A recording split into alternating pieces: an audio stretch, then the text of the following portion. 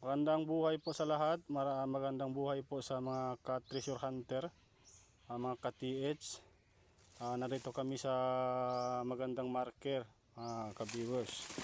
Ito yung ating kasama. May dadala kaming metal detector, mga ka-viewers. Ito. Ayan. Pag-comment na kayo mga ka-viewers, mga ka-vlogger, mga ka-treasure hunter.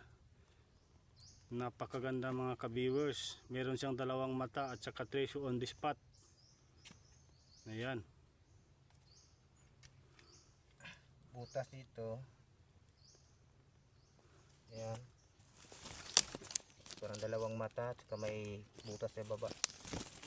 Tatlo, no? Tatlo? Bali tatlo. Nakarat siya dito sa bangko na bato. bangko.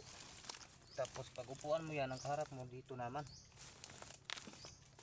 Tapos itong pyramid, yan, nakawulan siya dito. Parang nakalak na siya. Yan, nakalak na. So dito yung target. Saka may mga dots dito, tatlo. Tatlong dot. Dito.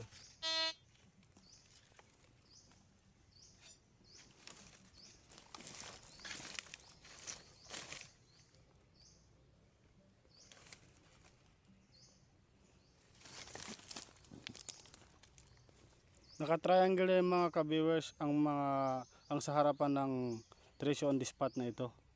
Tapos ito pyramid. Ayan oh, malaking bilog talaga. May dalawa bang mata, parang dito nakatingin sa harapan. Dito bang target, bro? Oh, dyan ang target bro. Kasi doon sa likod wala na, nakawul na doon, wala na. Saan bang passageway, bro? Ito ba, dalawang bato na ito? Ito, passageway itong dalawang bato, papunta dito. Kapinta sa object, bro. Tapos dito rin, may mga markers din dyan, coordinate marker, papunta dito.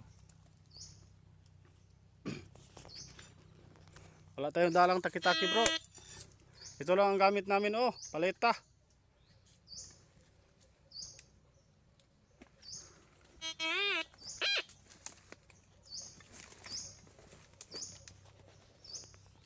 Di ba parang bangko rin ito, bro?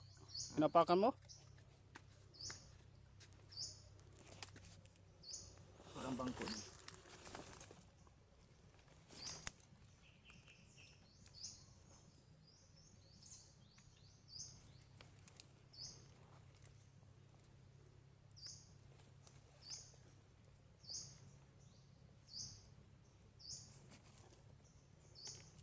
Sa tabing sapa ito mga ka-viewers.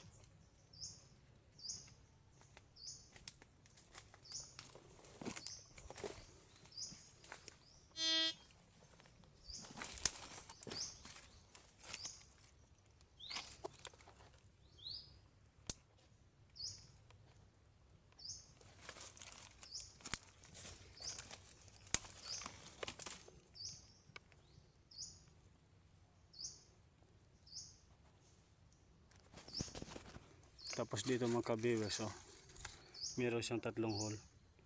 Di kaya ibig sabihin niya nasa 3 meter lang lalim.